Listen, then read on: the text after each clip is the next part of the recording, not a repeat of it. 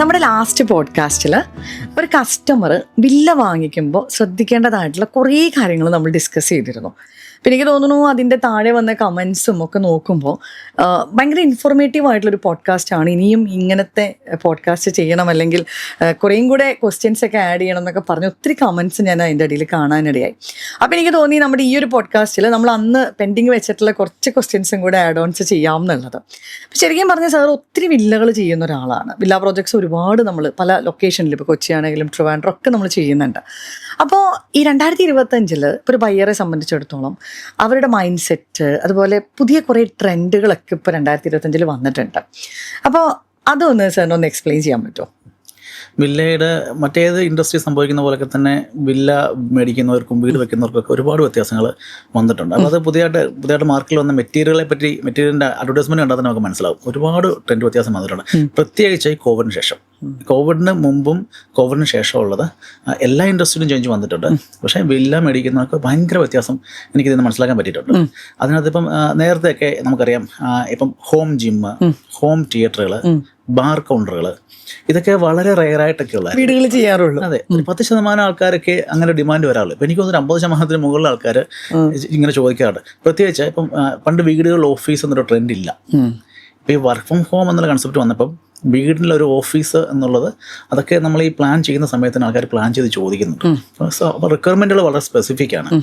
പിന്നെ ഇപ്പം ഒരു പണ്ടത്തെ പോലെ വീണ്ടും ഒരു വീടിനകത്ത് അടച്ചിരിക്കേണ്ട സിറ്റുവേഷൻ വന്നാൽ അതിനു വേണ്ടിയിട്ടാണ് ഇപ്പം കോർട്ട്യാർഡുകൾ, പാഷ്യോകൾ, ഇതൊക്കെ വീടിനകത്ത് പ്ലാനിൻ്റെ സമയത്തിന് ചെയ്യാൻ ആൾക്കാർ ഡിമാൻഡ് ചെയ്യാറുണ്ട്. അപ്പോൾ ഇതെനിക്ക് തോന്നുന്നത് കോവിഡിന് ശേഷമാണ്. കാരണം അന്ന് ശരിക്കും പറഞ്ഞാൽ അത്രയും നാൾ നമ്മളെല്ലാവരും വീട്ടിലായി പോയപ്പോൾ ഈ സാർ ഈ പറഞ്ഞ പോലത്തെ കാര്യങ്ങൾ കറക്റ്റാണ്. കാരണം ഇപ്പോൾ ചെറിയ വീടുകളിൽ പോലും ആൾക്കാർ home theatre, home gym, office room എല്ലാം ആഡ് ചെയ്ത് തുടങ്ങി. മറ്റേത് എനിക്ക് തോന്നുന്നത് നമ്മളൊരു വലിയ വീട്, ഒരു 5000 സ്ക്വയർ ഫീറ്റ്, 10,000 സ്ക്വയർ ഫീറ്റ് വീടുകളിൽ മാത്രം കണ്ടിരുന്ന പല കാര്യങ്ങളും വീടിൻ്റെ ഉള്ളിൽ തന്നെ, ഇപ്പോൾ കുഞ്ഞു വീടുകളുടെ ഉള്ളിൽ തന്നെ അവർ ചെയ്തു തുടങ്ങിയിട്ടുണ്ട്. അതാണ് എനിക്ക് തോന്നുന്നൊരു മേജർ ഒരു വ്യത്യാസം വന്നിരിക്കുന്നത് അല്ലേ? അതെ, ശരിയാണ്. ഇത് നമുക്ക് പ്രാക്ടിക്കലി ചെയ്യാൻ പറ്റുന്ന കാര്യമാണ്. ഇപ്പോൾ ഇതിനകത്ത് വലിയ സ്ക്വയർ ഫീറ്റൊന്നും ആവശ്യമില്ല. ഇങ്ങനെയുള്ള കാര്യങ്ങൾ നമ്മൾ മിക്ക വീടുകളിലൊക്കെ ഉൾക്കൊള്ളിച്ച് പോകാറുണ്ട്. അതിനകത്ത് ആൾക്കാർ വളരെ ഹാപ്പിയുമാണ്. ശരിക്കും പറഞ്ഞാൽ ഇപ്പം നമുക്ക് ഇപ്പം ഈ പറഞ്ഞ കാര്യങ്ങളൊക്കെ ഉൾപ്പെടുത്തണമെങ്കിൽ എത്ര ഒരു സ്ക്വയർ ഫീറ്റ് തൊട്ടുള്ള വീട്ടിലൊക്കെ നമുക്ക് ചെയ്യാൻ പറ്റും സാർ? ഒരു 2000 സ്ക്വയർ ഫീറ്റിലൊക്കെ ഇതൊക്കെ പ്രാക്ടിക്കലാണ്. ഈ ഹോം ജിമ്മും ഹോം തിയേറ്ററൊക്കെ ചിലപ്പോൾ സ്ക്വയർ ഫീറ്റിനകത്ത് തന്നെ ഉൾപ്പെടുത്തണം നിർബന്ധമില്ല. അപ്പം നമ്മൾ ആൾക്കാർ ഹോം ജിമ്മൊക്കെ ചിലപ്പം ഓപ്പൺ ഏരിയയിലേക്ക് പിന്നീട് ആയിരിക്കും ചെയ്യുന്നത്. അതൊക്കെ നമുക്ക് ചെയ്യാവുന്ന കാര്യങ്ങൾ. അപ്പോൾ അത് നമ്മൾ ബിൽഡറുമായിട്ട് കമ്മിറ്റ് ചെയ്ത സ്ക്വയർ ഫീറ്റ് തന്നെ അത് വരണമെന്ന് നമ്മളൊന്നും അങ്ങനെ വാശി പിടിക്കാറില്ല. ആൾക്കാർക്ക് ചെയ്യണമെങ്കിൽ അത് ചെയ്യാം. നമ്മളൊരു ഇൻട്രസ്റ്റോടെ അതിനൊക്കെ കൺസിഡർ ചെയ്യാറുണ്ട്. ഇപ്പോൾ സാറ് പറഞ്ഞ പോലെ കോവിഡിന് മുൻപ്, കോവിഡിന് ശേഷം എന്ന് പറഞ്ഞിട്ട് ഭയങ്കര മാറ്റങ്ങൾ എല്ലാ ഇൻഡസ്ട്രിയിലും ഉണ്ട്. എനിക്ക് തോന്നുന്നു നമ്മുടെ കൺസ്ട്രക്ഷൻ ഫീൽഡിൽ ഒത്തിരി മാറ്റങ്ങൾ വന്നിട്ടുണ്ട്. അപ്പോൾ എനിക്കിപ്പോൾ ഒരു ക്വസ്റ്റ്യൻ ചോദിക്കാനുള്ളതെന്ന് പറഞ്ഞാൽ നമ്മൾ ഈക്കോ ഫ്രണ്ട്ലി ലിവിങ് അല്ലെങ്കിൽ സസ്റ്റൈനബിൾ ലിവിങ് എന്നൊക്കെ പറയുന്ന കാര്യങ്ങൾ, അത് ശരിക്കും ഒരു വില്ല പ്രോജക്ട്സിലൊക്കെ നമുക്ക് പ്രാക്ടിക്കൽ ആണോ? അതെങ്ങനെയാണോ ഒരാളുടെ ഒരു മെൻ്റൽ ഹെൽത്തിനെ, ലൈഫ് സ്റ്റൈലിനെയൊക്കെ എങ്ങനെയായിരിക്കും അത് ബാധിക്കുന്നത്? വില്ല പ്രൊജക്റ്റുകളാണ് ശരിക്കും. നമ്മളിപ്പം ഫ്ലാറ്റും വില്ലകളും തമ്മിലൊരു കമ്പാരിസൺ എപ്പോഴും ഉണ്ട്. ഏതാണ് ബെറ്റർ, ഏത് ചൂസ് ചെയ്യണം. പക്ഷേ ഈ ഒരു ചോദ്യത്തിന് ഇതിനെപ്പറ്റി പറയുമ്പം നമുക്ക് വില്ല പ്രൊജക്റ്റുകൾ നമുക്കിത് ഏത് എക്സ്റ്റെൻറ്റ് വേണം എന്നുള്ളത് നമ്മൾ ഡിസൈഡ് ചെയ്താൽ മതി. അല്ലെങ്കിൽ എത്രത്തോളം അതിന് നമുക്ക് വേണം, എത്ര ബഡ്ജറ്റ് നമ്മൾ സ്പെൻഡ് ചെയ്യാൻ തരാം, അത്രത്തോളം നമുക്ക് വില്ല പ്രൊജക്റ്റുകൾ ഇത് പ്രാക്ടിക്കലാണ്. ഇപ്പോൾ നമ്മൾ സോളാർ സൊല്യൂഷൻ പറയത്തില്ല, സോളാർ സിസ്റ്റം ചെയ്യണം, നമുക്ക് 100% വില്ലകൾ ചെയ്യാൻ പറ്റും. ആ ഒരു വീട്ടുകാരൻ ഡിസൈഡ് ചെയ്താൽ മതി, എനിക്ക് സോളാർ വെക്കണം, വേറെ ആരും അതിനകത്ത് വേണമെന്നോ അങ്ങനെ ഒരു കൂട്ടായ സഹകരണത്തിനൊന്നും ആവശ്യമില്ല. അപ്പോൾ അയാൾക്ക് 100% സോളാർ ചെയ്യാനുള്ള അധികാരമുണ്ട്. അല്ല, ചെയ്യാൻ പറ്റും. അവർക്കത് ഈ പവർ യൂസേജ് കുറയ്ക്കാനോ അങ്ങനെയൊക്കെ പറ്റുന്നുണ്ട്. പിന്നെ ഇപ്പം ഗ്രീൻ മെറ്റീരിയൽസ് കസ്റ്റമൈസ് ചെയ്യുന്ന ഇതെടുക്കുന്ന വില്ലകളെ സംബന്ധിച്ച് ഗ്രീൻ മെറ്റീരിയൽസ് എത്രത്തോളം ഉപയോഗിക്കണം, മാർക്കറ്റിൽ ഇതൊക്കെ അവൈലബിൾ ആണ്. അതൊക്കെ അവർക്ക് ഉപയോഗിക്കാൻ പറ്റും. പിന്നെ ഡ്രെയിനേജ്, അവിടെ റെയിൻ വാട്ടർ ഹാർവെസ്റ്റിങ്, ഇതൊക്കെ ഇൻഡിവിജ്വലി അവർക്ക് ഇതൊക്കെ ഒരു സസ്റ്റൈനബിലിറ്റിയുടെ പാർട്ടാണല്ലോ. അതെ. പിന്നെ എനിക്ക് തോന്നുന്നു നമ്മൾ ഓപ്പൺ ടെറസിൽ പല ആൾക്കാരും ചെറിയ ചെറിയ ഫാമിങ് അങ്ങനത്തെ കാര്യങ്ങളൊക്കെ ഇപ്പം ഒരുപാട് ആളുകൾ പ്രിഫർ ചെയ്യുന്നുണ്ട് അല്ലേ?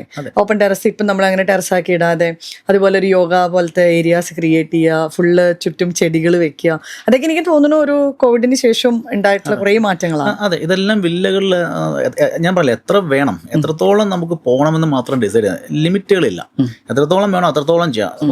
നമ്മളൊക്കെ അതിനെ അത്രത്തോളം പ്രോത്സാഹിപ്പിക്കാറുണ്ട്. മെറ്റീരിയൽസ് ആണെങ്കിലും നമുക്ക് സെലക്ട് ചെയ്യാനും എല്ലാം ഉള്ള പ്രൊവിഷൻസ് കൂടുതലും വരുന്നത് നമുക്ക് വില്ലകളിലാണ് അല്ലേ? അതെ അതെ അതെ. ഇപ്പം ഈ വെൽനെസ് എന്നുള്ള കൺസെപ്റ്റ് ഇപ്പം ബിൽഡേഴ്സ് ഒക്കെ ഇപ്പം നമ്മളൊക്കെ ചെയ്യുന്നുണ്ട്. വെൽനെസ് എന്നുള്ള കൺസെപ്റ്റ് നമ്മളൊക്കെ നല്ല അറ്റൻഷൻ കൊടുക്കുന്നുണ്ട്. ഇപ്പം ക്രോസ് വെന്റിലേഷൻസ് വേണം, അല്ലെങ്കിൽ ആൾക്കാർക്ക് വാസ്തു വേണം, അല്ലെങ്കിൽ ഇതൊക്കെ ഇങ്ങനെയുള്ള കാര്യങ്ങളൊക്കെ. അപ്പം പ്ലാന്റുകൾ ഇൻഡോർ ഔട്ട്ഡോറും ഒക്കെ ചെയ്യാറുണ്ട്. അപ്പോൾ ഇതൊക്കെ പ്ലാനുകളിലൊക്കെ കൺസിഡർ ചെയ്യാറുണ്ട്. ഇതൊക്കെ എങ്ങനെ വേണം, ഏത് രീതി വേണം. ഇപ്പം വേസ്റ്റ് മാനേജ്മെൻ്റ് ആണ്, ബയോ ഡീഗ്രേഡബിൾ എന്നുള്ള രീതിയിൽ അതിൻ്റെ ഔട്ട് എടുത്ത് വീണ്ടും നമുക്ക് അവിടെ ചെടികൾക്ക് ഉപയോഗിക്കാൻ പറ്റുന്ന രീതിയിലൊക്കെ ആൾക്കാർ ചെയ്യുന്നുണ്ട്. പറഞ്ഞ പോലെ എങ്ങനെ വേണമെങ്കിലും നമുക്കിത് വില്ലകൾ പ്രാക്ടിക്കലാണ്. അതുപോലെ തന്നെ നമ്മളിപ്പോൾ ഒരു വില്ല മേടിക്കുമ്പോൾ അതൊരു വെരി ലോഞ്ചിങ് സ്റ്റേജിൽ വാങ്ങിക്കുന്നതാണോ അല്ലെങ്കിൽ റെഡി ടു മൂവിനായിട്ട് വാങ്ങിക്കുന്നതാണോ? ഏതായിരിക്കും സർ പ്രിഫർ ചെയ്യാം? ബേസ്ഡ് ഓൺ ദ കസ്റ്റമർ നീഡാണ്. ഒരാൾക്ക് ഇപ്പം ടൈമില്ല, പെട്ടെന്ന് വീട് കിട്ടിയേ പറ്റുള്ളൂ എന്നുണ്ടെങ്കിൽ അയാൾ റെഡി ടു മൂവിന് അല്ല ഓപ്ഷൻ ഉള്ളൂ.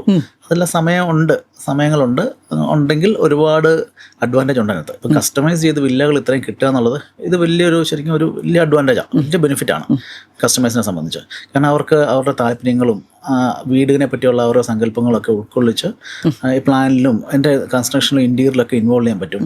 ഒരു 1.5 വർഷത്തിനകത്ത് അത്രയും സമയമൊക്കെ ഉണ്ടെങ്കിൽ ഇപ്പം എവിടെയാണെങ്കിലും കേരളത്തിലെ ഏത് സിറ്റിയിലാണെങ്കിലും കസ്റ്റമൈസ് ചെയ്ത് വില്ലാസ് കിട്ടാനുണ്ട്. അപ്പോൾ അത് കസ്റ്റമൈസ് ഇത്രയും കാര്യങ്ങളൊക്കെ നമ്മുടെ ആവശ്യങ്ങളൊക്കെ ഉൾക്കൊള്ളിച്ച് ചെയ്ത് പോകണം എന്നുള്ളതാണെങ്കിൽ പലരും ഇപ്പം വാസ്തുവൊക്കെ കൺസിഡർ ചെയ്യുന്നത്. അപ്പോൾ ഇതിനെയൊക്കെ ബേസ് ചെയ്ത് അങ്ങനെ ചെയ്തെടുക്കാനാണെങ്കിൽ കസ്റ്റമൈസ് എടുക്കുന്നത് തന്നെയാണ് നല്ലത് അല്ലേ? ഇപ്പം റെഡി ടു മൂവിന് എനിക്ക് തോന്നിയിട്ടുണ്ട് പലപ്പോഴും ഒരു കോംപ്രമൈസ് ചെയ്യേണ്ടി വരും നമ്മൾ എന്തിലെങ്കിലും അല്ലേ. ഇപ്പം ചിലവർക്ക് ഒരു പൂജാ റൂം വെക്കണമെന്നുണ്ടെങ്കിൽ ചിലപ്പോൾ അത് ബുദ്ധിമുട്ടായിരിക്കും, അല്ലെങ്കിൽ ചിലപ്പോൾ കിച്ചൺ കുറച്ചും കൂടെ വലിയ കിച്ചൺ ആയിരിക്കും പ്രിഫർ ചെയ്യുന്നത്. അപ്പോൾ എനിക്ക് എപ്പോഴും തോന്നിയിട്ടുണ്ട് നമ്മളൊരു വില്ല ലോഞ്ചിങ് സ്റ്റേജിൽ എടുക്കുമ്പോൾ മിക്ക ബിൽഡേഴ്സ് എനിക്ക് തോന്നുന്നു ആ ഒരു കസ്റ്റമൈസേഷൻ എന്നുള്ളൊരു പ്രൊവിഷൻ കൊടുക്കുന്നുണ്ട്. ഇപ്പം അപ്പാർട്ട്മെന്റ്സ് പോലെയല്ലല്ലോ. അപ്പാർട്ട്മെന്റ്സിൽ നമുക്ക് കസ്റ്റമൈസിങ് അങ്ങനത്തെ കാര്യങ്ങൾ വളരെ ബുദ്ധിമുട്ടുള്ളൊരു സാഹചര്യമാണ്. ഇന്റീരിയറിലുള്ള കസ്റ്റമൈസേഷൻ മാത്രമേ പറ്റത്തുള്ളൂ. ഇപ്പം ലോഞ്ചിങ് സ്റ്റേജിൽ തന്നെ എടുക്കുന്നതായിരിക്കും നല്ലത് അല്ലേ? അത് തന്നെയാണ് നല്ലത്. കാരണം ഇതൊരു ഷോർട്ട് ടൈമിലേക്കല്ലല്ലോ, 2 years 5 yearsനൊക്കെ ചെയ്യുന്നല്ലോ, വെരി ലോങ് അല്ലേ. അങ്ങനത്തെ ഒരു ചെറിയ ഷോർട്ട് ടൈം നമ്മൾ ഇങ്ങനെ ഓപ്പർച്യൂണിറ്റി ഉള്ള സ്ഥിതിക്ക് ചെറിയൊരു സമയം നമുക്ക് വെയിറ്റ് ചെയ്യാൻ തയ്യാറാണെങ്കിൽ കസ്റ്റമൈസ് എടുക്കുന്നത് തന്നെയാണ് നല്ലത്. ഒരു 1 year ഒക്കെ വേണമെങ്കിൽ റെന്റിനൊക്കെ നിന്നിട്ട് അല്ലേ ഒരു 12 monthsലൊക്കെ നമുക്ക് വീട് ഹാൻഡ് ഓവർ ചെയ്യാൻ പറ്റുന്നുണ്ട്. അപ്പൊ ആ ഒരു 12 months എനിക്ക് തോന്നുന്നു റെന്റിൽ നിന്ന് ഒരു ലോഞ്ചിങ് ഓപ്ഷൻ തന്നെ നോക്കുന്നതായിരിക്കും എപ്പോഴും നല്ലത്. അത് കമ്മ്യൂണിറ്റി തന്നെയാണ്, ഇൻഡിവിജ്വൽ ആയിട്ടല്ല, കമ്മ്യൂണിറ്റി തന്നെയാണ് നമുക്ക് ഇങ്ങനെ കസ്റ്റമൈസ് എടുക്കാൻ പറ്റുന്നത്. പണ്ട് ഇത്രയും ഓപ്ഷൻസ് കസ്റ്റമൈസിന് ഇല്ല. ഒരു ഇൻഡിവിജ്വൽ വീട് പണിയുമ്പോൾ മാത്രമാണ് ശരിക്കും പറഞ്ഞ ഇത്രയും കസ്റ്റമൈസേഷൻ പോസിബിൾ ആയിട്ടുണ്ടായിരുന്നു അല്ലേ? നമ്മുടെ വില്ല പ്രോജക്ട്സ് എല്ലാം എനിക്ക് തോന്നുന്നു കസ്റ്റമൈസേഷൻ നിങ്ങൾ സമ്മതിക്കുന്ന ഒരു ബിൽഡറാണ്. അപ്പോൾ ഈ കസ്റ്റമൈസേഷന് വരുമ്പോൾ ഏറ്റവും കൂടുതൽ ആൾക്കാർ പറയാൻ സാധ്യതയുള്ളത് വാസ്തു ആയിരിക്കും അല്ലേ? അതായത് വാസ്തു കറക്റ്റ് ആയിരിക്കണം, ഇങ്ങനെയുള്ള കുറേ കാര്യങ്ങൾ വില്ലയിൽ എന്തായാലും ഒരു ഇത് നമ്മൾ പ്ലാൻ ചെയ്യുന്ന സമയത്ത് വരുന്നതായിരിക്കും. അപ്പം എന്താണ് അതിൻ്റെ ഒരു സിഗ്നിഫിക്കൻസ് അല്ലെങ്കിൽ അതിൻ്റെ റെലവൻസ് എന്തായിരിക്കും? വാസ്തു ഓരോരുത്തരുടെയും ഇഷ്ടങ്ങളാണ് ശരിക്കും. അപ്പം ചിലർ വാസ്തു എനിക്ക് തോന്നുന്നു നല്ലൊരു പെർസെൻറ്റേജ് ആൾക്കാർ വാസ്തുവിനെ ബേസ് ചെയ്താണ് വീടുകൾ വെക്കുന്നത്. അപ്പോൾ ഇത് വേണോ വേണ്ടയോ, നല്ലതാണോ, ഇതിനകത്ത് കാര്യമുണ്ടോ, ഇതിനെപ്പറ്റി ഒരുപാട് ചർച്ചകളൊക്കെ നടക്കും. പക്ഷേ ഇതിൻ്റെ സയൻറ്റിഫിക് സൈഡിലേക്ക് പോകുന്നതിന് പകരം നമുക്ക് ഇതിൻ്റെ ഒരു പ്രായോഗിക സൈഡ് നോക്കാം. പ്രായോഗിക സൈഡ് എന്ന് പറയുമ്പോൾ ഒരു വീട്ടിലെ എല്ലാവർക്കും ഇപ്പോൾ വാസ്തു വിശ്വാസമുണ്ട്, ഒരു വാസ്തു പ്രകാരം തന്നെ ചെയ്യട്ടെ, അതിനകത്ത് വേറെ മാറ്റമില്ല. ഇനിയിപ്പം കുറച്ച് പേർക്ക് ഇപ്പോൾ ഒരാൾക്ക് ആ വാസ്തുവിൽ വിശ്വാസമുണ്ട്, ബാക്കിയുള്ളവർക്കില്ല. ആ സാഹചര്യത്തിൽ വാസ്തു നോക്കി പോകുന്നത് നല്ലത്. അല്ലെങ്കിൽ ഇവിടെ ഉണ്ടാകുന്ന പ്രശ്നങ്ങളെല്ലാം ഈ ഒരാൾ പോയിന്റ് ചെയ്യുന്നത് ഈ വാസ്തുവിലേക്കായിരിക്കും. അപ്പൊ ബാക്കിയുള്ളവർക്ക് ഒരു മനസമാധാനം ഉണ്ടാവില്ല. ബേസിക്കലി എനിക്ക് തോന്നുന്നു നമ്മുടെ മനസമാധാനത്തിന് വേണ്ടിയിട്ടാണ് വാസ്തു നോക്കുന്നത് അല്ലേ? ഇതൊക്കെ മനസ്സിൽ പതിഞ്ഞു പോയ ചില വിശ്വാസങ്ങളാണ്. അപ്പോൾ നമ്മളിത് പറഞ്ഞോ കൺവിൻസ് ചെയ്തോ ഒന്നും മാറ്റാൻ പറ്റില്ല. ഇനി മാറ്റിയാൽ ഇതൊക്കെ താൽക്കാലികമാണ്. വീണ്ടും എന്തെങ്കിലും പ്രശ്നങ്ങൾ വരുമ്പോൾ ഇതൊക്കെ വീണ്ടും പൊന്തി വരുന്ന സാഹചര്യങ്ങളുണ്ട്. ഇനിയിപ്പോൾ ഇതൊന്നുമല്ല, എല്ലാവർക്കും വാസ്തു വിശ്വാസം ഇല്ലാത്തവരാന്നിരിക്കട്ടെ, ആ ഫാമിലി എല്ലാവർക്കും വാസ്തു വിശ്വാസം ഇല്ലാത്തവരാണ്. അങ്ങനെയാണെങ്കിലും ഇനി ഇവർ വാസ്തു നോക്കാണ്ട് ബിൽഡ് ചെയ്തു, ഇനി ഇവർക്ക് എന്തെങ്കിലും ഒന്ന് റെന്റ് ഔട്ട് ചെയ്യണം എന്ന് തോന്നിക്കഴിഞ്ഞാൽ അപ്പോൾ ഈ വരുന്നവർ ചിലപ്പോൾ ഇതൊക്കെ നോക്കുന്നതായിരിക്കും. അല്ലെങ്കിൽ ചിലപ്പോൾ റീസെയിൽ ചെയ്യണം എന്ന് വിചാരിച്ചാൽ അവർ നോക്കുന്നതായിരിക്കും. അതെ, റീസെയിൽ വരുമ്പോഴും ചിലപ്പോൾ 10 പേര് റീസെയിൽ നമ്മൾ ഓപ്പൺ ചെയ്യുമ്പോൾ ഡിമാൻഡ് കുറയും. 10 പേര് കാണാൻ വരുമ്പോൾ ചിലപ്പോൾ 6-7 പേര് ഈ റീസൺ കൊണ്ട് വേണ്ടെന്ന്. അപ്പോൾ ഇതെല്ലാം കൂടെ കൺസിഡർ ചെയ്യുമ്പോൾ പ്രായോഗിക തലം നോക്കിയിട്ട് ഇത് വേണോ വേണ്ടതെന്ന് ഡിസൈഡ് ചെയ്യുന്നതായിരിക്കും നല്ലത്. സയന്റിഫിക് കാര്യങ്ങൾ അവിടെ നിൽക്കട്ടെ എന്നാ എനിക്ക് തോന്നിയിട്ടുള്ളത്. ഇപ്പം പല കസ്റ്റമേഴ്സും ഇപ്പം നമ്മൾ കൊച്ചിയിൽ നോക്കുകയാണെങ്കിൽ കൂടുതലും വാങ്ങിക്കുന്നത് ഇപ്പോൾ വില്ലയാണെങ്കിൽ അപ്പാർട്ട്മെൻ്റ് ആണെങ്കിലും ഒക്കെ വാങ്ങിക്കുന്നത് കൂടുതൽ NRIs ആണ് അല്ലേ? ഇവർ പലരും വിളിക്കുമ്പോൾ അപ്പോൾ അവർ നമ്മളോട് ചോദിക്കുന്ന കാര്യങ്ങളെന്ന് പറഞ്ഞു കഴിഞ്ഞാൽ എത്രത്തോളം സേഫാണ് നമ്മളൊരു വില്ല കമ്മ്യൂണിറ്റി എന്ന് പറയുന്നത്. ഇപ്പം പലർക്കും എനിക്ക് തോന്നുന്നു പ്രായമുള്ള അച്ഛനമ്മേനെ മാറ്റാനായിരിക്കും, അല്ലെങ്കിൽ ചിലപ്പോൾ ഹസ്ബൻഡ് പുറത്തായിരിക്കും, വൈഫും കുട്ടികളും ചെറിയ കുട്ടികളായിരിക്കും. അപ്പോൾ എന്തൊക്കെ കാര്യങ്ങളാണ് നമ്മളൊരു വില്ല പ്രോജക്റ്റ് ചെയ്യുമ്പോൾ ഈ സേഫ്റ്റിയുടെ പാർട്ടായിട്ട് നമ്മൾ എടുക്കേണ്ട മുൻകരുതലുകൾ എന്തൊക്കെയായിരിക്കും? സേഫ്റ്റിയെ സംബന്ധിച്ച് നമ്മൾ ബിൽഡിങ്ങുകളൊക്കെ ചെയ്യുന്ന കാര്യത്തിൽ നമ്മൾ ഒരുപാട് മുമ്പോട്ട് പോയിട്ടുണ്ട് പല കാര്യങ്ങളിലും. പക്ഷേ സേഫ്റ്റിയുടെ കാര്യത്തിലൊക്കെ നമ്മൾ അതിനൊരു കൺസൾട്ടിങ്ങോ അതിനൊരു പരിഗണനയൊന്നും ഈ വില്ലകളെയൊക്കെ സംബന്ധിച്ച് പിന്നെ CCTV സെക്യൂരിറ്റി അങ്ങനെയുള്ള സിസ്റ്റമൊക്കെ ഉണ്ട്. ഇൻഡിവിജ്വൽ വീടൊക്കെ ചെയ്യുന്നൊരു സേഫ്റ്റി എത്രത്തോളം കൺസിഡർ ചെയ്യണമെന്നുണ്ടെന്ന് ചോദിച്ചു കഴിഞ്ഞാൽ നമ്മൾ ചിന്തിക്കേണ്ട ഒരു കാര്യമാണ്. അപ്പോൾ ശ്രദ്ധിച്ചാൽ മതി, മനസ്സിലാവും. വീടുകളിലൊക്കെ മെയിൻ ഡോറുകൾ നല്ല ഡോറായിരിക്കും, പക്ഷേ ബാക്കിയുള്ള ഔട്ട്സൈഡ് ഡോറുകളൊക്കെ അത്ര നല്ല സ്ട്രെങ്തൊന്നും ആയിരിക്കില്ല.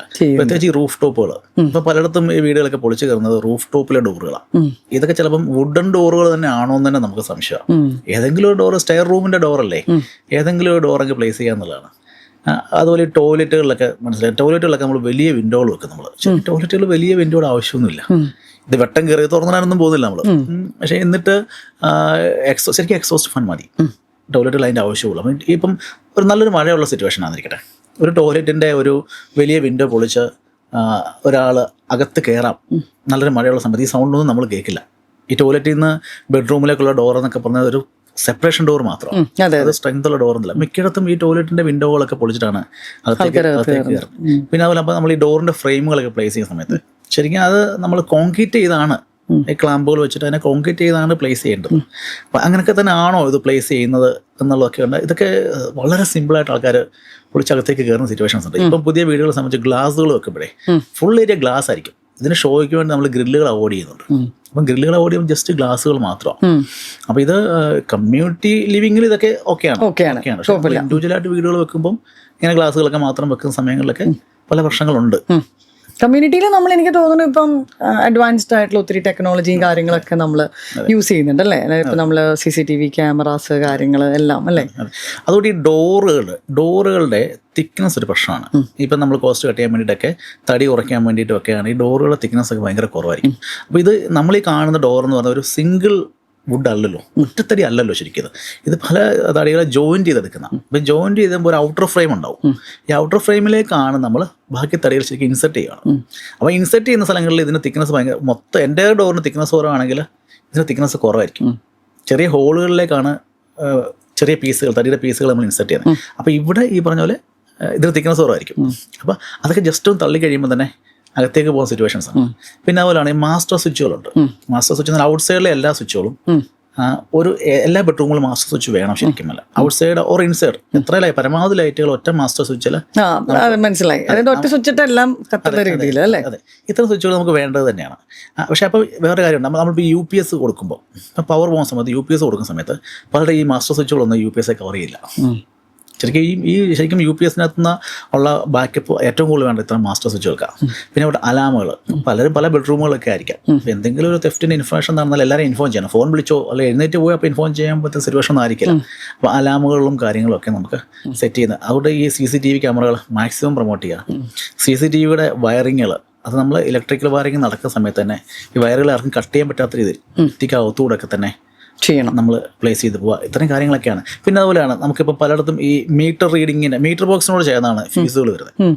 ഈ ഫീസുകളൊക്കെ നമ്മൾ ആരും ക്ലോസ് ചെയ്യാറൊന്നുമില്ല, ലക്ഷ്യമായിട്ട് ഇട്ടിരിക്കുകയാണ്.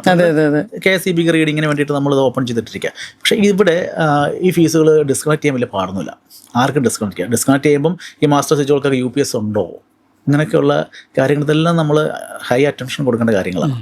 അതുപോലെ തന്നെയുള്ള കാര്യമാണ് ഈ ഡോറുകളിലും വിൻഡോകളും നമ്മൾ ഒറ്റ ഫ്രെയിമിലാണ്, അടുത്തടുത്താണ് കൊടുക്കാറുള്ളത്. അപ്പം ഈ ഡോറിൻ്റെ ഗ്ലാസുകൾ ബ്രേക്ക് ചെയ്യാൻ വലിയ പാടൊന്നുമില്ല. അപ്പം ഈ പലയിടത്തും ശ്രദ്ധിച്ചാൽ മനസ്സിലായി, ഗ്ലാസുകൾ ബ്രേക്ക് ചെയ്ത് നമുക്ക് ഈ ഡോറിൻ്റെ ലോക്കുകൾ നമുക്ക് പുറത്തുനിന്ന് തന്നെ എടുക്കാൻ പറ്റുന്ന രീതിയിലാണ്.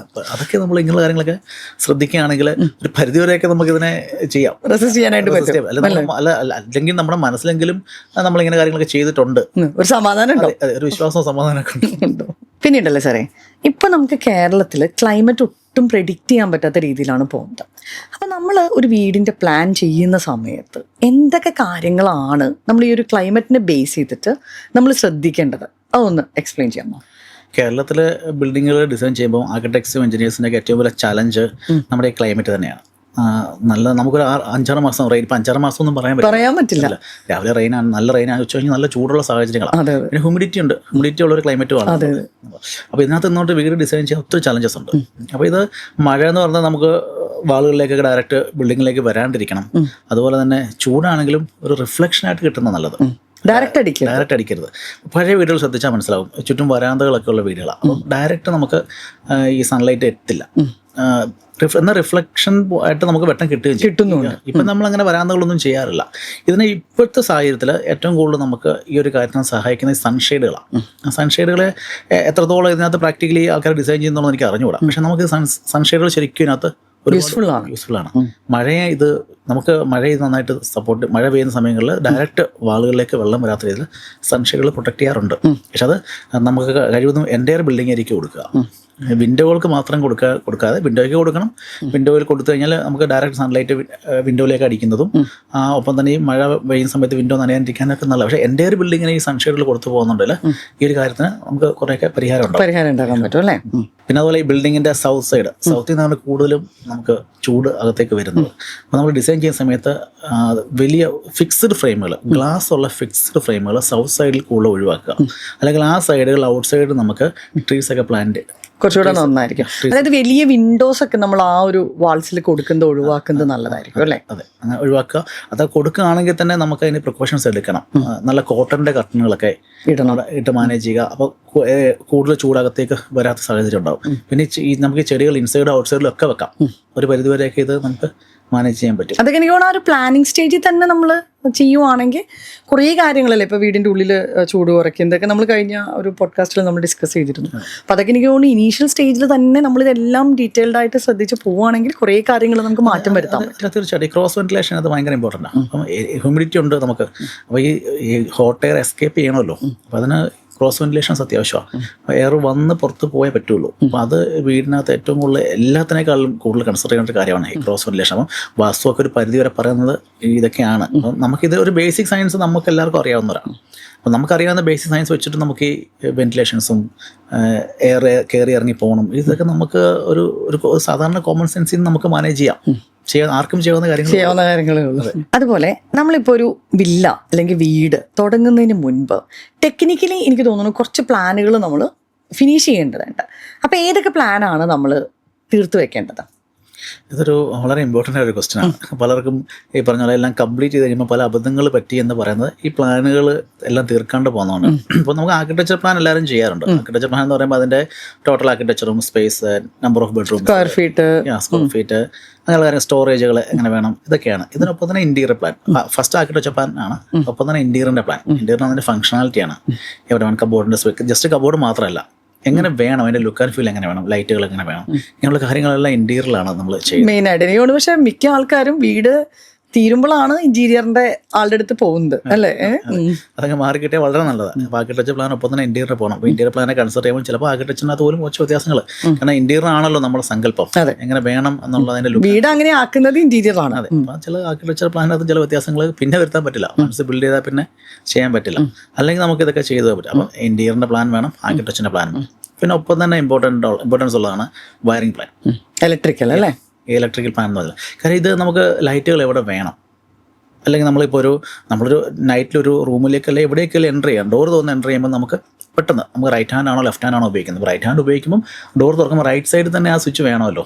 പിന്നെ നമുക്ക് ലൈറ്റ് ഇല്ലാണ്ട് ആ റൂമിലേക്ക് ചെന്ന് സ്വിച്ച് കണ്ടുപിടിക്കുന്ന സിറ്റുവേഷൻസ് ഉണ്ടാവരുത്. എന്ന് പറഞ്ഞ പോലെ ഇലക്ട്രിക്കലിൻ്റെ പ്ലാന് ഭയങ്കര ഇമ്പോർട്ടൻ്റ് ആണ്, വളരെ ഭയങ്കര ഇമ്പോർട്ടൻ്റ് ആണ്. അപ്പോൾ ആ ഇലക്ട്രിക്കലിൻ്റെ പ്ലാൻ നമ്മൾ കംപ്ലീറ്റ് ചെയ്യണം.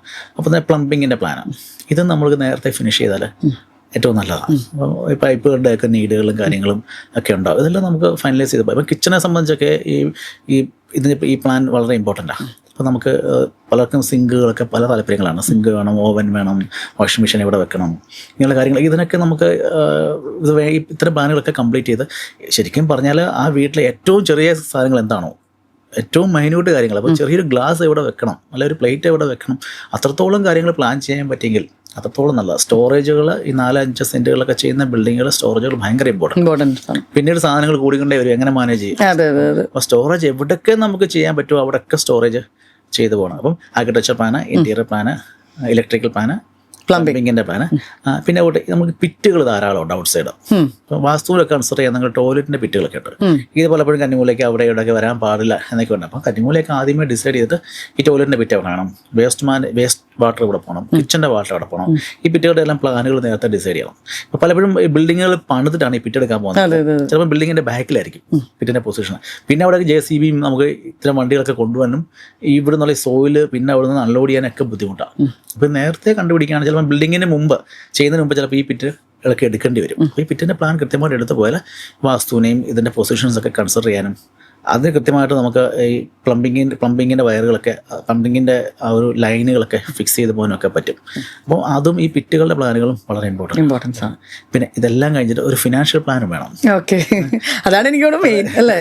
അത് ഇതിപ്പോൾ അത് എഞ്ചിനീയർ ആർക്കിടെക്റ്റൊന്നും അല്ല ചെയ്യേണ്ടത്, അവനും ചെയ്യേണ്ട കാര്യമാണ്.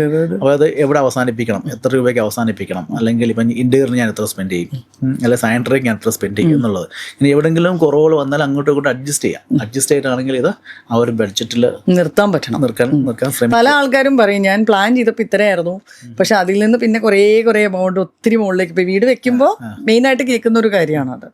അത് ഈ കൺസ്ട്രക്ഷൻ്റെ ഓരോ സ്റ്റേജ് അനുസരിച്ച് ഇപ്പോൾ 60% തീർന്നു, ഓക്കെ, മൊത്തം 60% തീർന്നെങ്കിൽ ഞാൻ ടാർഗറ്റ് ചെയ്യൽ 60% എത്തിയോ എന്നൊരു ക്വസ്റ്റ്യൻ ഉണ്ട്. ഇത് പലപ്പോഴും ആരും ചെക്ക് ചെയ്യാറില്ല. ഒരു എമൗണ്ടൊക്കെ എല്ലാവരും ഫൈനലൈസ് ചെയ്യും, പക്ഷേ എമൗണ്ട് ഫൈനലൈസ് ചെയ്ത ഒരു വഴിക്കായിരിക്കും വർക്കും സെലക്ഷൻസും നമ്മുടെ ഡിമാൻഡുകളും നമ്മുടെ റിക്വയർമെൻറ്റുകളൊക്കെ വേറൊരു സൈഡായിരിക്കും. അപ്പോൾ ഇത് തമ്മിൽ മാച്ച് വരാത്തതുകൊണ്ടാണ് മിക്കപ്പോഴും എൻഡ് വരുമ്പോഴത്തേക്ക് എല്ലാവരും ഒരു ഡെപ്റ്റിലേക്ക് പോകുന്നതിൻ്റെ റീസൺ അതാണ്. അത് ഫിനാൻഷ്യൽ പ്ലാനിങ്ങും ഇതിനൊപ്പം തന്നെ ഇമ്പോർട്ടൻ്റ്. പ്ലാനുകളുടെ കാര്യം പറയുമ്പോൾ സ്ട്രക്ചറൽ പ്ലാൻ ഉണ്ട്. സ്ട്രക്ചറൽ പ്ലാൻ നമ്മൾ സ്ട്രക്ചറൽ എഞ്ചിനുമായി ബന്ധപ്പെട്ട് ഒരുപാട് സ്ട്രക്ചറൽ ഇഷ്യൂസ് ഒക്കെ ഉള്ളതാണെങ്കിൽ ഒരു സ്ട്രക്ചറൽ പ്ലാൻ കംപ്ലീറ്റ് ചെയ്യണം. അപ്പോൾ അതിൻ്റെ ബീമുകളും കാര്യങ്ങളും അതിലുപയോഗിക്കുന്ന സ്റ്റീലുകൾ എങ്ങനെയാണ് വേണ്ടത്, അങ്ങനെയുള്ള ഒരു സ്ട്രക്ചറൽ പ്ലാൻ നമുക്ക് വർക്കുകളൊക്കെ തുടങ്ങുന്നതിന് മുമ്പേ കിട്ടുകയാണെങ്കിൽ നല്ലതായിരിക്കും. പിന്നെ ഒരു സൂപ്പർവിഷൻ ചെയ്യാനൊക്കെ അത് നമുക്ക് ഒത്തിരി ഉപകാരപ്പെടും. ഇൻറ്റീരിയറിൻ്റെ പ്ലാനുണ്ട്, ആർക്കിടെക്ചർ പ്ലാൻ, അതാണല്ലോ നമ്മൾ ആദ്യം ചെയ്യേണ്ട ആർക്കിടെക്ചർ പ്ലാൻ. അതെ. പിന്നെ ഇലക്ട്രിക്കൽ പ്ലാൻ ചെയ്യണം, നമുക്ക് പ്ലംബിങ്ങിൻ്റെ പ്ലാൻ ചെയ്യണം. പിന്നെ പിറ്റുകൾ, ടോട്ടൽ ബിൽഡിങ്ങിനകത്ത് എത്ര പിറ്റുകളാണ്, ഔട്ട് സൈഡിൽ എത്ര പിറ്റുകളാണ് വരുന്നത്, ആ പിറ്റുകളുടെ പ്ലാനുകളെല്ലാം തന്നെ നമ്മൾ ഇതെല്ലാം നമുക്ക് ശരിക്കും പറഞ്ഞാൽ ഒരു വർക്ക് എക്സിക്യൂട്ട് ചെയ്യുന്നതിന് മുമ്പ് കംപ്ലീറ്റ് ചെയ്യേണ്ട കാര്യങ്ങളാണ്. അതുപോലെ തന്നെ സർ പറഞ്ഞ പോലെ ഫിനാൻഷ്യൽ അല്ലേ, അതും മെയിനായിട്ട് ചെയ്യണം, ഇമ്പോർട്ടൻ്റ് ആയിട്ട് ചെയ്യണം. അതുപോലെ തന്നെ ഇപ്പം നമ്മൾ വില്ലയാണെങ്കിലും വീടാണെങ്കിലും ഇത് നമുക്ക് ഹാൻഡ് ഓവർ ചെയ്തതിന് ശേഷമുള്ള മെയിൻ്റനൻസ് ഉണ്ടല്ലോ സാറേ, അത് എത്രത്തോളം ഇമ്പോർട്ടൻ്റ് ആണ്? വളരെ ഇമ്പോർട്ടൻ്റ് ആണ്. അപ്പോൾ നമ്മളൊരു കാറിൻ്റെ കാര്യം പറഞ്ഞ പോലെയൊക്കെ തന്നെയാണ്. അപ്പം മിക്കപ്പോഴും എവറി 10,000 കിലോമീറ്ററിലായിരിക്കുമല്ലോ കാറുകളുടെ മെയിൻ്റനൻസ്. അത് ഉപയോഗിച്ചാൽ ഇല്ലെങ്കിലും ചെയ്യണം. എന്ന് വീടും അങ്ങനെയൊക്കെ തന്നെയാണ്. അപ്പോൾ ഉപയോഗിക്കാത്ത വീടുകൾക്കായിരിക്കും ചിലപ്പോൾ കൂടുതൽ മെയിൻ്റനൻസ് ആവശ്യം. ഇത് മിക്കപ്പോഴും ഒരു ക്ലൈമറ്റ് കണ്ടീഷൻസ്, ഒരു ക്ലൈമറ്റ് ചേഞ്ച് വരുന്നതിന് മുമ്പായിട്ട് വീട്ടിൽ വേണ്ട ഒരു മെയിൻ്റനൻസ് നമ്മൾ ചെയ്യണം. നമ്മളിപ്പോൾ ഒരു 5,000-10,000 രൂപയുടെ മെയിൻ്റനൻസ് ഒക്കെ ഒരു വർഷം ചെയ്താൽ ചിലപ്പോൾ 1-2 വർഷം കഴിയുമ്പോൾ നമുക്ക് 5-10 ലക്ഷം രൂപയൊക്കെ നമുക്ക് ലാഭിക്കാൻ പറ്റും. ഇത് പീരിയോഡിക്കായിട്ട് ചെയ്ത് പോകേണ്ട ഒരു കാര്യം തന്നെയാണ്. അപ്പോൾ വൺസ് ചെയ്തിട്ട് കഴിഞ്ഞാൽ ഒരിക്കലും അതിനകത്ത് മെയിൻ്റനൻസ് വരത്തില്ല എന്ന് പറയാൻ പറ്റില്ല. അതിൽ ഒരുപാട് ടൈപ്പ് ഓഫ് നമ്പർ എന്ന് പറയുമ്പോൾ നമ്പർ ഓഫ് മെയിൻ്റനൻസുകൾ വരാം. അതിന് നമ്മൾ തന്നെ ഒന്ന് ചെക്ക് ചെയ്തിട്ട് ഈ പറഞ്ഞ പോലെ ഒരു ക്ലൈമറ്റ് ചേഞ്ച് ഒക്കെ വരുന്നതിന് മുമ്പായിട്ട് നമ്മളൊന്ന് ചെക്ക് ചെയ്ത് വേണ്ട ചെറിയ ചെറിയ കാര്യങ്ങൾ ചെയ്തു പോകാമെങ്കിൽ നമുക്ക് യാതൊരു കുഴപ്പമില്ലാണ്ട് ഇത് ബിൽഡിങ്ങിൻ്റെ ഒരു ഡ്യൂറബിലിറ്റിക്കൊക്കെ നല്ലതാണ്. ഇപ്പം നമ്മൾ പ്ലാനുകളെ കുറിച്ച് പറഞ്ഞല്ലോ, ഒരു വില്ല അല്ലെങ്കിൽ വീട് സ്റ്റാർട്ട് ചെയ്യുന്നതിന് മുമ്പ് ഇത്ര പ്ലാനുകൾ നമ്മൾ ഫിനിഷ് ചെയ്തിരിക്കണമെന്ന് സാർ പറഞ്ഞല്ലോ. അതുപോലെ തന്നെ എനിക്ക് തോന്നുന്നു വളരെ ഇമ്പോർട്ടൻ്റ് ആയിട്ടുള്ളൊരു കാര്യമാണ് ഗവൺമെൻറ് അപ്രൂവൽസ്. അത് പല ആൾക്കാർക്കും അറിയില്ല എന്തൊക്കെ അപ്രൂവൽസ് നമ്മൾ എടുത്ത് വെക്കണം ഇത് തുടങ്ങുന്നതിന് മുൻപ് എന്നുള്ളത്. അപ്പോൾ അതൊന്ന് എക്സ്പ്ലെയിൻ ചെയ്യാമോ? വില്ല പ്രൊജക്റ്റുകളെ സംബന്ധിച്ച് ഒരുപാട് ലെവൽ ഓഫ് അപ്രൂവൽസ് നമുക്ക് ആവശ്യമുണ്ട്. ഇപ്പോൾ ഒരു 125 സെൻസ് അല്ലെങ്കിൽ 20 വില്ല ഇത്രയും ആണെങ്കിൽ, ഇതിനുള്ളിലാണെങ്കിൽ നമുക്ക് ലോക്കൽ ബോഡിയുടെ അപ്രൂവൽ മതി. അത് പഞ്ചായത്ത്, മുനിസിപ്പാലിറ്റി, കോർപ്പറേഷൻ.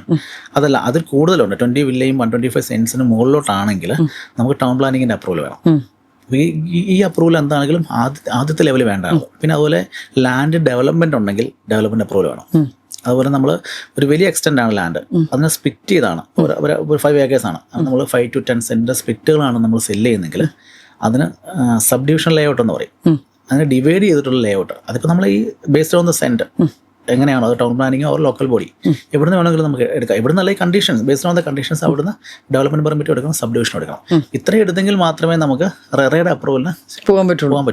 അപ്പോൾ റെറ എന്ന് പറയുന്നത് ഇവിടെ ഒരു വലിയ മൈൽസ്റ്റോണാണ്. അപ്പോൾ റെറ ഉണ്ടെങ്കിൽ ഇതൊക്കെ ക്ലിയർ ആണ് എന്നാണ് അതിൻ്റെ അർത്ഥം. അതെ, റെറ അപ്രൂവൽ ഉണ്ടെങ്കിൽ. ഇപ്പോൾ വില്ല പ്രൊജക്റ്റിന് റെറയ്ക്ക് തന്നെ 2 അപ്രൂവലുണ്ട്. പ്ലോട്ട് ഡെവലപ്മെന്റിന് അപ്രൂവലുണ്ട്, റിയൽ വില്ല പ്രൊജക്റ്റിന് അപ്രൂവലുണ്ട്. പ്ലോട്ട് ഡെവലപ്മെന്റിന് അപ്രൂവൽ എടുക്കുകയാണെങ്കിൽ ആ ബിൽഡറിനെ സംബന്ധിച്ച് അവിടെ അവർ വില്ല ചെയ്ത് കംപ്ലീറ്റ് ചെയ്യാൻ റെസ്പോൺസിബിലിറ്റി ഒന്നും അവർക്കില്ല. അവർക്ക് ആ ഒരു പ്ലോട്ടുകൾ ഡെവലപ്പ് ചെയ്യുക, സെല് ചെയ്യുക എന്നുള്ളത് മാത്രമേ ഉള്ളൂ. പക്ഷേ വില്ലയായിട്ട് നമുക്ക് അപ്രൂവൽ എടുക്കാം. വില്ലയായിട്ട് അപ്രൂവൽ എടുക്കുകയാണെങ്കിൽ ആ വില്ല പ്രോജക്റ്റുകൾ ആ റെറേ പറയുന്ന എൻഡ് ഡേറ്റ് എന്നാണോ ആ വില്ല പ്രോജക്റ്റുകൾ വില്ല പ്രൊജക്റ്റായിട്ട് തന്നെ കംപ്ലീറ്റ് ചെയ്യണമെന്നുണ്ട്. അപ്പോൾ ഇത് നമ്മൾ നമ്മുടെ ഇൻറ്റൻഷൻ എന്താണോ, പ്ലോട്ട് മേടിക്കാൻ നമ്മൾ തന്നെ ബിൽഡ് ചെയ്യണോ, അതല്ല ഒരു ബിൽഡറെ നിന്ന് കംപ്ലീറ്റ് ചെയ്ത് മേടിക്കാനാണോ നമ്മൾ ഉദ്ദേശിക്കുന്നത്, നമുക്ക് എങ്ങനെയാണോ വേണ്ടത് അതിനെ ബേസ്. ഇതെല്ലാം റെറയുടെ സൈറ്റുകളിൽ കയറി നമുക്ക് ആർക്കും തേർഡ് പാർട്ടിക്ക് ഏത് പ്രോജക്റ്റും പരിശോധിക്കാവുന്നേ ഉള്ളൂ. അപ്പോൾ ഇത്രയും അപ്രൂവലുകളാണ് നമുക്ക് വേണ്ടത്. ഇതിന് ശേഷം നമുക്ക് ഓരോ ബിൽഡിങ്ങുകൾ, അതായത് ബിൽഡിങ്ങുകൾക്ക് ഈ ലോക്കൽ ബോഡിയിൽ നിന്ന് നമുക്ക് പെർമിറ്റ് എടുക്കേണ്ടതായിട്ടുണ്ട്. ഈ പെർമിറ്റ് എടുക്കണം, അത് കംപ്ലീറ്റ് ചെയ്യുമ്പോൾ ആ പെർമിറ്റ് ബേസ് ചെയ്ത് വേണം നമുക്ക് അതിൻ്റെ വർക്ക് എക്സിക്യൂഷൻ നടത്താൻ. അത് കഴിഞ്ഞ് കംപ്ലീറ്റ് ചെയ്ത് കഴിയുമ്പോൾ അതിൻ്റെ കംപ്ലീഷൻ എടുക്കണം. കംപ്ലീഷൻ എടുക്കുമ്പോഴാണ് നമുക്ക് ബിൽഡിംഗ് നമ്പറും കാര്യങ്ങളൊക്കെ കിട്ടുന്നത്. അതുപോലെ നമ്മൾ ഈ പ്ലാനിൻ്റെ അകത്ത് ശ്രദ്ധിക്കേണ്ട ഒരു കാര്യമാണ് ഈ കാർ പാർക്കിംഗ്. പലരും പിന്നീട് ആൾക്കാർക്ക് ബുദ്ധിമുട്ട് തോന്നുന്ന കാര്യമാണ്. ശരിക്കും 4 സെന്റിൽ പണിയുന്ന ബിൽഡിങ്ങിൽ പോലും നമുക്ക് 2 കാർ പാർക്കിംഗ് കിട്ടും. നന്നായിട്ട് പ്ലാൻ ചെയ്താൽ ഉറപ്പായിട്ട് 2 കാർ പാർക്കിംഗ് കിട്ടും. 5 സെന്റിലേക്ക് 2 3 കാർ പാർക്കിംഗ് ചെയ്യാം. പല വീടുകളിലും കാണാം 2 പാർക്കിംഗ് ഉണ്ടാവും, പക്ഷെ 2 വണ്ടിയുണ്ട്. ആദ്യം രണ്ടാമത് വന്ന വണ്ടിയെ ആദ്യം ഇറങ്ങിപ്പോളൂ. അങ്ങനെ സിറ്റുവേഷൻ കാണാം. ഇതൊക്കെ ശരിക്കും നമുക്കൊരു ഡെയിലി ഡിഫിക്കൽറ്റിയാണ്, ഡെയിലി ബുദ്ധിമുട്ടുകളാണ്. അപ്പോൾ എത്ര നാൾ അവിടെ താമസിക്കുന്നു അത്രയും നാൾ ഈ ഒരു പ്രശ്നമുണ്ട്. ഓരോരുത്തർ ഉപയോഗിക്കുന്ന ഓരോ വണ്ടിയായിരിക്കും. അപ്പോൾ ഒന്ന് ഇറക്കിയിട്ടേ ഒന്നും ചെയ്യാൻ പറ്റുള്ളൂ. ഇതൊക്കെ നമ്മളൊന്ന് ചെറിയ ശ്രദ്ധ കൊടുത്താൽ നമുക്ക് മാനേജ് ചെയ്യുന്ന കാര്യങ്ങളാണ് പാർക്കിംഗ്. അപ്പം ഇത് ഈ പറഞ്ഞ ബിൽഡിംഗ് ഒക്കെ ചെയ്ത് കഴിഞ്ഞാൽ വണ്ടി കയറുമ്പോഴായിരിക്കും, ഗേറ്റ് ഒക്കെ ചെയ്ത് കഴിഞ്ഞിട്ട് വണ്ടി കയറുമ്പോഴായിരിക്കും ഇതൊക്കെ ശ്രദ്ധിക്കുന്നത്, ഇതൊക്കെ മനസ്സിലാക്കും. പിന്നെ നമുക്ക് ഇതിനകത്തൊന്നും ഒരു പരിഹാരങ്ങളില്ല എന്നുള്ളതാണ്. അപ്പോൾ ഈ കാർ പാർക്കിംഗ് ശ്രദ്ധിക്കേണ്ട ഒരു കാര്യം. പിന്നെ അതുപോലെ നമ്മുടെ വേസ്റ്റ് എങ്ങനെയാണ് വേസ്റ്റ് മാനേജ് ചെയ്യുന്നത്, എത്രത്തോളം വേസ്റ്റ് നമുക്ക് വരാൻ ചാൻസ് ഉണ്ട്, അത് നമ്മൾ ശ്രദ്ധിച്ചു പോകേണ്ട കാര്യമാണ്. വീടിനകത്തുള്ള ഡ്രെയിനേജ്, നമ്മുടെ വീടിൻ്റെ മുകളിൽ നിന്നുള്ള വരുന്ന വെള്ളങ്ങളും നമ്മുടെ വെള്ളങ്ങളൊക്കെ ഇനി ഇത് പുറത്തോട്ട് പോകണം. വീടിനകത്ത് നമുക്ക് ചെയ്യാൻ പറ്റില്ല. റെയിൻ വാട്ടർ ഹാർവെസ്റ്റിംഗ് ഒക്കെ ഉണ്ടെങ്കിൽ കുഴപ്പമില്ല. അല്ലെങ്കിൽ നമ്മുടെ കോമ്പൗണ്ട് നമുക്കിത് പറ്റില്ല, പുറത്തേക്ക് പോയേ പറ്റുള്ളൂ. ഇത് പുറത്തേക്ക് എങ്ങനെ പോകും എന്നുള്ളത്, പുറത്തേക്കുള്ള നമുക്ക് ടോട്ടൽ വെള്ളം റൂഫ് ടോപ്പിൽ നിന്ന് കളക്ട് ചെയ്ത് പുറത്തേക്ക് അങ്ങ് ചെയ്യാൻ പറ്റില്ല. അത് നമുക്ക് ഒന്ന് മാനേജ് ചെയ്ത് പോകണം. അത് ഒരു അണ്ടർഗ്രൗണ്ട് സ്റ്റോറേജ് വഴി നമുക്കിത് പൈപ്പ് വഴി തന്നെ നമുക്കിത് മെയിൻ ഡ്രെയിനേജ് സിസ്റ്റത്തിലേക്ക് പോകണം. അപ്പോൾ അങ്ങനത്തെ ഒരു സംവിധാനമൊക്കെ നമുക്ക് ചെയ്തു പോകണ്ട. പിന്നെ അതുപോലൊരു കാര്യമാണ് ഇപ്പം ഈ കോട്ടയാടും പശുകളും. കോട്ടയാട് എന്ന് പറയുന്നത് പാർട്ട് ഓഫ് ദി സ്കോഫിറ്റാണ്, ഒരു വാളിനകത്തൊക്കെ ആയിരിക്കും വരുന്നത്. അത് സ്ക്വയർ ഫീറ്റിനകത്ത് വരും. അപ്പം പാഷ്യോലാണെങ്കിൽ ഓപ്പൺ ആയിട്ടായിരിക്കും ചെയ്യുന്നത്. അപ്പം ഇപ്പം നമുക്കൊരു ചെറിയ ബിൽഡിങ്ങുകളാണെങ്കിൽ പോലും ഇത്തരം കോട്ടയാടും പാഷ്യോ കൊടുക്കുന്ന സമയത്ത് ഓപ്പൺ ഫീൽ കിട്ടും. ഇതൊക്കെ നമുക്ക് നോക്കുമ്പോൾ മിക്കവാറും ഗ്ലാസ് ഏരിയ ആയിരിക്കും, ഗ്ലാസ് ഏരിയ കഴിഞ്ഞിട്ടൊക്കെ ആയിരിക്കും കോട്ടയാടൊക്കെ വരുന്നത്. അപ്പം നമുക്ക് ഒരു ഗ്രീൻ വ്യൂ കിട്ടും, ബിൽഡിങ്ങിനകത്ത് ഓപ്പൺ ഫീൽ കിട്ടും. നമുക്ക് ശരിക്കും ആ വീടിന്റെ ഉള്ളിലേക്ക് കയറുമ്പോൾ തന്നെ ഒരു സന്തോഷം ഉണ്ടാവും. അതെ, ചെറിയ ബിൽഡിംഗ് വളരെ ചെറിയ സ്ക്വയർ ഫീറ്റ് ആയിരിക്കും, ചെറിയ ലിവിംഗ് ഏരിയോ ഡൈനിങ് ഏരിയോ അല്ലെങ്കിൽ ഫാമിലി ലിവിംഗ് ഒക്കെ ആയിരിക്കും. അപ്പോൾ ഇതിന് സൈഡിൽ ഇത്ര പശുകളൊക്കെ നമുക്ക് ഇപ്പോൾ അത് തന്നെ ചെയ്ത് കൊടുക്കുന്ന ആൾക്കാരുണ്ട്, അതിന് തന്നെ എക്സ്പെർട്ടൈസ് ഉള്ള ആൾക്കാരാണ്. അവർ വന്ന് ചെയ്യുവാണെങ്കിൽ കുറച്ചും കൂടെ നല്ലത്. അപ്പോൾ അതിനുള്ള സ്പേസുകൾ നമ്മൾ ആർക്കിടെക്ചർ പ്ലാൻ ഡെവലപ്പ് ചെയ്യുമ്പോൾ കണ്ടെത്തിയാൽ മതി. ഇതിപ്പോൾ ഇമ്മീഡിയറ്റ്ലി ചെയ്യണമെന്നില്ല, പിന്നീട് ചെയ്താലും മതി. പക്ഷേ വൺസ് ഇത് ചെയ്ത് കഴിഞ്ഞാൽ ആ ബിൽഡിംഗ് നമുക്ക് സമയം സ്പെൻഡ് ചെയ്യാൻ ഒരു ബോറടി തന്നെ ഉണ്ടാവത്തില്ല. അത്രത്തോളം നല്ലതാണ്. ഇപ്പം നമ്മൾ പ്ലാനുകളെ കുറിച്ച് പറഞ്ഞു, അപ്രൂവൽസിനെ കുറിച്ച് പറഞ്ഞു, ഡിസൈനിനെ കുറിച്ച് പറഞ്ഞു, ഒത്തിരി കാര്യങ്ങൾ നമ്മൾ ഈ ഒരു പോഡ്കാസ്റ്റിൽ നമ്മൾ ഡിസ്കസ് ചെയ്തു. അപ്പോൾ എനിക്കും ചോദിക്കാനുള്ളതെന്ന് പറഞ്ഞു കഴിഞ്ഞാൽ ഇത് ലാസ്റ്റ് ക്വസ്റ്റ്യൻ ആണ് സാറിൻ്റെ അടുത്ത്. അപ്പം നമ്മളൊരാൾ വീട് വാങ്ങിക്കുമ്പോൾ ഇതൊന്നും അല്ലാതെ നമ്മൾ അഡ്രസ്സ് ചെയ്യേണ്ട ഒരു പോയിന്റ് ഉണ്ടോ? അങ്ങനൊരു പോയിന്റ് ഉണ്ടോ എന്ന് ചോദിച്ചാൽ, എന്നെ സംബന്ധിച്ച് ഞാൻ ഇതിലേക്ക് വരുന്നത് ഒരു ബിസിനസ്സായിട്ട് വരുന്നതല്ല. ഇപ്പം ചെയ്യുന്ന ബിസിനസ്സായിട്ടല്ല വരുന്നത്. എൻ്റെ ഗ്രാൻഡ് ഫാദറായിട്ടൊക്കെ സ്റ്റാർട്ട് ചെയ്തതാണ്. അപ്പോൾ ഗ്രാൻഡ് ഫാദറൊക്കെ സംബന്ധിച്ച് ഒരു പണി ചെയ്യുന്ന ആൾക്കാരാണ്. പിന്നെ അച്ഛൻ്റെ കാലഘട്ടത്തിൽ കോൺട്രാക്ട് ബിസിനസ്സിലേക്കൊക്കെ വന്ന് ഞാൻ IT നിന്ന് ഫാദർ മരിച്ചപ്പോൾ റിസൈൻ ചെയ്തിലോട്ട് വന്ന ഒരാളാണ്. അപ്പോൾ നമ്മൾ ഒരു ബിൽഡിംഗ് ചെയ്യാനോ ഒരു വില്ല മേടിക്കാനോ ബിൽഡറിനോ ആർക്കിടെക്ട്സിനെയോ എഞ്ചിനീയേഴ്സിനെയോ ഒക്കെ മീറ്റ് വർക്കുകളൊക്കെ നമ്മൾ ചെയ്തു പോകും. പക്ഷേ ഇപ്പം ഇതിനകത്ത് ഹാൻഡ്സ് ഓൺ വർക്ക് ചെയ്യുന്ന കുറച്ച് ആൾക്കാരുണ്ട്. റിയലി നമ്മൾ ഈ ആർക്കിടെക്ട്സ് വരയ്ക്കുന്നുള്ള എഞ്ചിനീയേഴ്സ് ഡിസൈൻ ചെയ്യുന്നു, കാര്യമൊക്കെ ശരിയാണ്, വാങ്ങിക്കുന്നവർ പൈസ കൊടുക്കുന്നു. പക്ഷേ ഇത് ഹാൻഡ്സ് ഓൺ ചെയ്യുന്ന ഇവരാരുമല്ല, വാങ്ങിക്കുന്നവരുമല്ല, ഈ പറഞ്ഞ ആരുമല്ല. ഈ ഫ്രെയിമിലൊന്നും വരാത്ത കുറച്ച് ആൾക്കാരുണ്ട്.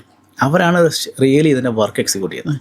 അപ്പോൾ ഇവരെയും കൂടെ ഞാൻ പല സ്ഥലത്ത് ഇതിനെ കണ്ടിട്ടുണ്ട്. അപ്പോൾ ഇവരെയും കൂടെ പണ്ട് കാലഘട്ടങ്ങളിലൊക്കെ ഒരു വീട് ഹാൻഡ് ഓവർ ചെയ്യുന്ന സമയത്ത് അതിന് മെയിനായിട്ട് എല്ലാവരെയും പറ്റത്തില്ല, അതിനകത്ത് മേജറായിട്ടുള്ള ആൾക്കാരെയൊക്കെ വിളിച്ചിട്ട് നമ്മൾ അവർക്കൊരു ഹാപ്പിനെസ് എന്നുള്ള രീതിയിലാണ് നമ്മളെപ്പോഴും ഒരു ഡ്രസ്സ് കൊടുക്കുക, ചെറിയ എന്തെങ്കിലും ക്യാഷ് കൊടുക്കുക, അങ്ങനത്തെ കുറേ കാര്യങ്ങളുണ്ടായിരുന്നു പണ്ട്. ഇതൊക്കെ ഉണ്ടായിരുന്നു. അപ്പം അതിപ്പം പൈസ ഇതൊന്നും അല്ല അവർക്കൊക്കെ, അല്ലെങ്കിൽ അവരായിട്ട് ചെയ്തത് അവർക്കൊന്ന് കാണാനുള്ളൊരു അവസരം അറ്റ്ലീസ്റ്റ് അങ്ങനെയൊക്കെ ചെയ്തു പോകുന്ന സാഹചര്യങ്ങൾ പണ്ട് കണ്ടിട്ടുണ്ട്. ഇപ്പം എനിക്ക് തോന്നുന്നു ഇപ്പം അത് കുറവാണ്. ഇല്ല. അതുപോലെ എനിക്ക് തോന്നുന്നത് നമ്മൾ ഈ കട്ട്ല വെക്കണമെന്ന് എന്തോ ഭയങ്കര ഫുഡൊക്കെ കൊടുത്തിട്ടുള്ള പരിപാടികളൊക്കെ പണ്ട് ഉണ്ടായിരുന്നു അല്ലേ? അതൊക്കെ പണ്ട് ഉണ്ടായിരുന്നു. അപ്പോൾ അത്രയൊന്നും ഇല്ലെങ്കിൽ പോലും എനിക്ക് പലയിടത്തും ചെല്ലുമ്പോൾ നമ്മൾ പല വീടുകളിൽ അവസാനം ചെല്ലുമ്പോൾ ഇത് ബന്ധപ്പെട്ട ആൾക്കാർ അവർ ചിലപ്പോൾ ആ പ്രൊജക്ട് സൈറ്റിൽ തന്നെ ഉണ്ടാവും. അപ്പം ഇത് അറിയില്ലാത്തതുകൊണ്ട് സംഭവിക്കുന്ന, അല്ലാതെ ഇപ്പം മനഃപൂർവ്വം ആരും ചെയ്യുന്നതല്ല. ആൾക്കാർ തിരക്കൊണ്ടൊക്കെ സംഭവിക്കും. പക്ഷേ അങ്ങനെ ഒരു കാര്യം ചെയ്താൽ നന്നായിരിക്കും എന്ന് തോന്നുന്നുണ്ട്. പലരും ചിലപ്പോൾ ചോദിക്കും ഇതേ ബന്ധപ്പെട്ട് പണി ചെയ്ത ആൾക്കാർ ആരൊക്കെയാണ്. ചില ലിസ്റ്റ് ഒക്കെ നമ്മുടെ എടുക്കാറുണ്ട്. ലിസ്റ്റൊക്കെ എടുത്തിട്ട് അവരെ കൂടെ കൺസിഡർ ചെയ്ത് പോകുന്ന ആ ഒരു വൺ ടൈം കൺസിഡർ ചെയ്ത് പോകുന്ന സാഹചര്യങ്ങൾ പൈസ കൊടുക്കുക എന്നുള്ളത് മാത്രമല്ല, ഒരു തൃപ്തിപ്പെടുത്തുക എന്നുള്ളത് ഒരു സന്തോഷം അല്ല, ആ സന്തോഷത്തിൽ അവരോടൊന്ന് പങ്കുചേരാം, അവരെയും കൂടെ അതിൽ ഉൾക്കൊള്ളിക്കുകയാണെങ്കിൽ കുറേ കൂടെ നന്നായിരിക്കും. അതെ, തീർച്ചയായിട്ടും. കാരണം അങ്ങനെ ആക്കിയെടുത്ത് എന്തായാലും അവരാണല്ലോ. പിന്നെ ഇതിനൊപ്പം തന്നെ വേറെ സിറ്റുവേഷൻസ് ഉണ്ട്. നമുക്ക് ഇതൊരു ലോഡിങ് അൺലോഡിങ് ബിൽഡിങ്ങിലുണ്ട്, പക്ഷേ ഇതിനകത്തൊരു ആർട്ട് വർക്കും ഉണ്ട്. അതെ, ആർട്ട് വർക്ക് എന്ന് പറയുമ്പം ഒരാളുടെ മനസ്സും കൂടെ വേണം, ഒരു സന്തോഷത്തോടെ ചെയ്യണം. സന്തോഷത്തോടെ ചെയ്യണം. അപ്പം നമ്മൾ എന്തെങ്കിലും തെറ്റുകൾ അതിൻ്റെ പണിക്കാരെ മാറ്റാം, നമുക്ക് മാറ്റുന്നതിന് കുഴപ്പമില്ല. അല്ല അവരെ മനസ്സ് വെറുപ്പിച്ച ഒരു ഇഷ്ടമില്ലാത്ത രീതിയിൽ വർക്ക് എക്സിക്യൂട്ട് ചെയ്യുന്ന സാഹചര്യങ്ങൾ ഇപ്പോൾ ഉണ്ട്.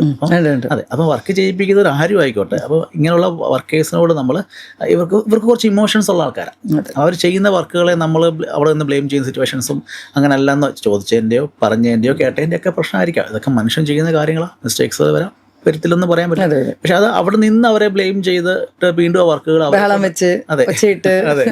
വീണ്ടും അവിടെ നിന്ന് അവരെ കൊണ്ട് ആ വർക്കുകൾ ചെയ്യിപ്പിക്കുമ്പം എത്രത്തോളം നല്ലതാണ്. ആർട്ട് വർക്കുകൾ ആ മനസ്സുകൊണ്ട് ചെയ്യണം. ഇപ്പം നമ്മൾ ഈ കരിങ്കല്ല് വർക്കുകൾ കണ്ടിട്ടില്ലേ, ഒരു കരിങ്കല്ല് ഒരു ഷേപ്പിൽ കിട്ടണം എന്നുള്ളത് ആ ചെയ്യുന്ന ആളുടെ മനസ്സിലുള്ളതാണ്. മനസ്സിലുള്ളത് അത് നല്ലതാണെങ്കിൽ അയാളുടെ കയ്യിലേക്ക് വരണം. കയ്യിലേക്ക് വന്നെങ്കിൽ മാത്രമേ ആ കല്ല് അയാൾക്ക് നന്നായി അയാൾ ഉദ്ദേശിക്കുന്ന ഷേപ്പിൽ കിട്ടുന്നത്. ഏത് വർക്കാണല്ലോ അങ്ങനെ കേട്ടോ, അവർക്ക് മനസ്സിലുള്ള കാര്യങ്ങൾ അവരുടെ കൈവഴി വേണമല്ലോ, അതാണല്ലോ ആർട്ട് വർക്ക് എന്ന് പറയുന്നത്. അപ്പോൾ അതിനുള്ളൊരു സാഹചര്യം സൃഷ്ടിക്കാൻ, അതായത് ബിൽഡർ ആയിക്കോട്ടെ, മണി സ്പെൻഡ് ചെയ്യുന്ന ആരായിക്കോട്ടെ, അപ്പോൾ ഇവരെ കൂടെയൊക്കെ ചെയ്ത് അവരെ അനാവശ്യമായ ടോർച്ചറിങ്ങും കാര്യങ്ങളൊക്കെ ഒഴിവാക്കി കൊടുക്കാൻ നല്ലതായിരിക്കും. അതുകൊണ്ട് നമുക്ക് ഇങ്ങനെയൊക്കെ ചെയ്യുന്നതുകൊണ്ട് പ്രത്യേകിച്ച് നമുക്ക് ഗുണങ്ങളൊന്നുമില്ല, നെഗറ്റീവിലേക്കേ പോകുള്ളൂ, റിസൾട്ടുകളൊന്നും ഉണ്ടാവില്ല. അപ്പം ഇതും കൂടെ നമ്മളൊന്ന് കൺസിഡർ ചെയ്യുകയാണെങ്കിൽ ഒരു പോസിറ്റീവായിട്ടുള്ള വീട് നമുക്ക്, അതെ തീർച്ചയായിട്ടും. അല്ലെങ്കിൽ ഇപ്പം എങ്ങനെയെങ്കിലും തീർന്നാൽ മതി, എങ്ങനെയെങ്കിലും തീർത്തിട്ട് പോയാൽ മതി എന്ന സിറ്റുവേഷനിൽ നിന്ന് മാറിയിട്ട് ഒരു സന്തോഷത്തോടെ ഏറ്റവും നല്ലത് ഇവർക്ക് കൊടുക്കണം, ഏറ്റവും ബെസ്റ്റ് സർവീസ് ഇവർക്ക് കൊടുക്കണം എന്നുള്ള രീതിയിൽ പലരും, ഞാനിപ്പോൾ NRI കസ്റ്റമേഴ്സ് കാണാം, വരുന്ന സമയത്ത് ഈ പണി ചെയ്യുന്ന ആൾക്കാർക്ക് റിയലി ഗിഫ്റ്റുകളുമായിട്ട് വരുന്നവരെ ഞാൻ കണ്ടിട്ടുണ്ട്. അപ്പം ചിലർ അല്ല അങ്ങനെ ചെയ്യുന്നവരും ചെയ്യാത്തവരും ഉണ്ട്. അപ്പം ഈ ചെയ്യുന്നവരെ സംബന്ധിച്ചപ്പോൾ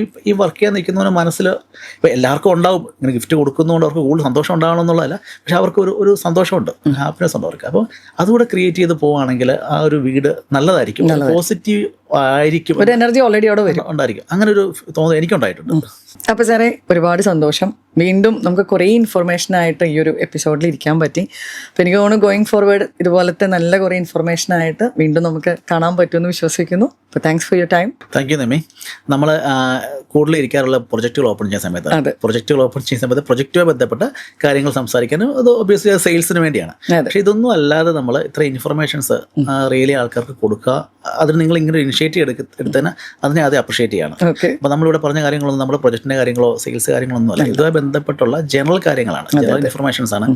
ഇതുമായി ബന്ധപ്പെട്ട് നിൽക്കുന്ന എല്ലാ ആൾക്കാർക്കും ഇത് യൂസ്ഫുൾ ആണ്. അപ്പോൾ നിങ്ങൾ ഇങ്ങനെ ഒരു ഇനിഷ്യേറ്റീവ് എടുത്തത് അത് വളരെ നല്ല കാര്യമാണ്. അപ്പോൾ അതുകൊണ്ട് ഇത്രയും കാര്യങ്ങളൊക്കെ ഇവിടെ ഒന്ന് പറയാനും ഒക്കെ പറ്റി. അപ്പോൾ ഒരു ഹാപ്പിനെസ് ഉണ്ട്. എനിക്ക് തോന്നിയപ്പോൾ ഇപ്പം നമ്മളിതിപ്പോൾ ഇത് വൈൻഡ് അപ്പ് ചെയ്യുകയാണ്. അപ്പം നമ്മളൊരു പ്രൊജക്റ്റിനെ പറ്റി കാര്യങ്ങൾ പറയുന്നത് കൂടുതൽ സന്തോഷമുണ്ട്, ഇത്രയും കാര്യങ്ങളൊക്കെ പറഞ്ഞത്. അപ്പം ഇനി ഇങ്ങനെയുള്ള കാര്യങ്ങളൊക്കെ തുടർന്ന് നടക്കട്ടെ. Anyway thank you.